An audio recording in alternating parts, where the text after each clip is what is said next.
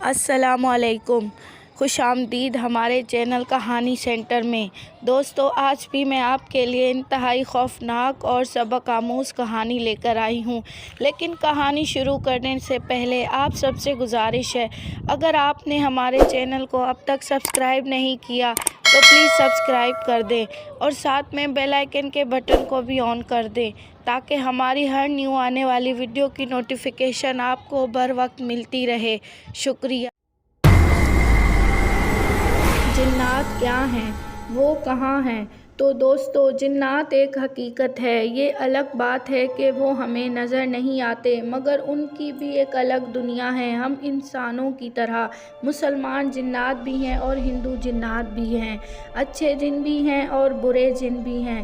ہمارے پیارے نبی صلی اللہ علیہ وآلہ وسلم انہیں ان کی امت کو نظر آنے سے منع فرمایا تاکہ ہم انسان ڈر نہ جائیں، ورنہ جنات کی تعداد ہم انسانوں سے کئی گنا بڑھ کر ہے، ہمیں چلتے پھرتے نظر آتے۔ تو دوستو، آج کی اپنی کہانی کا آغاز کرتے ہیں۔ یہ کہانی ہے ہمارے پڑوسن روبینہ باجی کی۔ ان کی عمر تو اچھی خاصی ہے اور ان کے 5 بچے ہیں، پر شروع سے ہی جب وہ ہمارے پڑوس میں آئیں تو امی انہیں روبینہ باجی کہتی تھی، تو ہم بھی انہیں روبینہ باجی کہہ کر ہی بلاتے ہیں۔ ایک روز وہ آئیں تو ہم ماں بیٹی اس بحث پر اڑے ہوئے تھے کہ جنات ہوتے ہیں یا نہیں ہوتے، تو روبینہ باجی کہنے لگی، کیا ہوا بھائی، ماں بیٹی کیا باتیں کر رہے ہو؟ تو میں نے کہا، دیکھیں نا باجی، اوپر والا کمرہ بہت عرصے سے بند ہے، امی وہاں جانے نہیں دیتی کہ وہاں جنات ہیں، اور میں کہتی ہوں کہ کوئی جنات نہیں ہوتے۔ تو روبینہ باجی کہنے لگی، نہیں بیٹا، تمہاری امی ٹھیک کہتی ہے، جنات ہوتے ہیں، یہ ایک حقیقت ہے اور تم اس حقیقت کو جھٹلا نہیں سکتی۔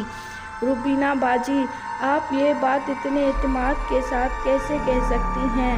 میں نے کہا تو وہ کہنے لگی، کیونکہ بیٹا میں نے انہیں دیکھا ہے۔ کیا آپ نے انہیں دیکھا ہے؟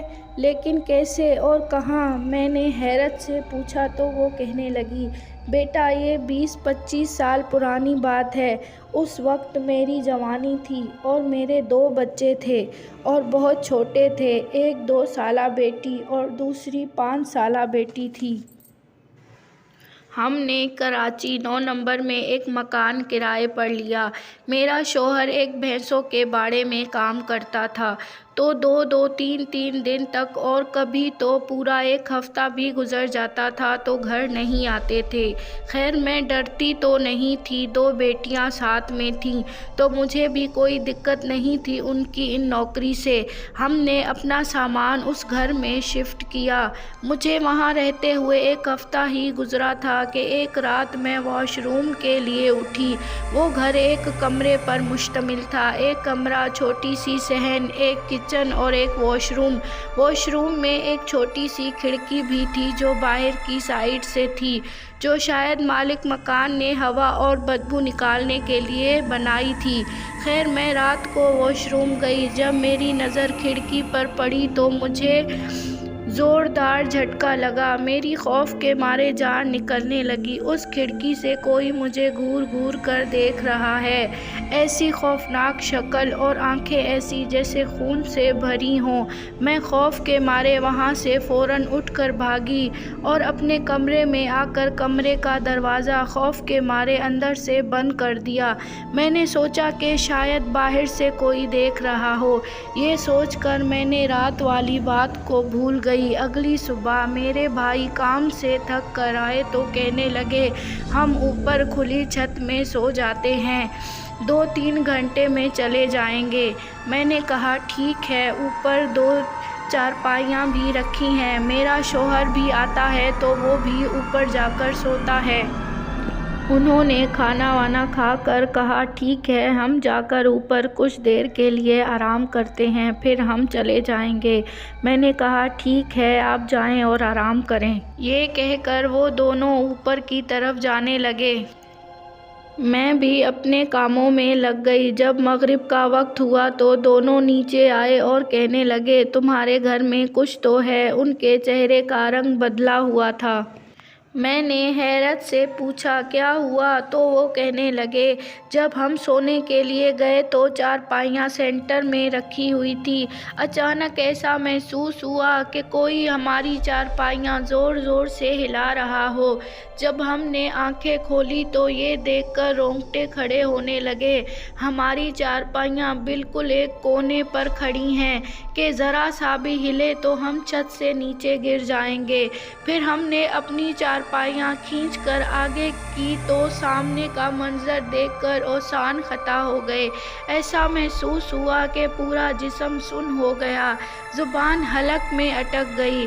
ایک بدصورت عورت سامنے کھڑی غصے میں ہمیں دیکھ رہی ہے اور ہمارے قریب آ کر کہنے لگی اگر میں چاہتی تو تمہاری چارپائیاں میں نیچے بھی گرا سکتی تھی، مگر میں نے ایسا نہیں کیا۔ جاؤ، چلے جاؤ یہاں سے، اپنی بہن کو بھی لے جاؤ یہاں سے، ورنہ میں تمہارے پورے خاندان کو مار دوں گی۔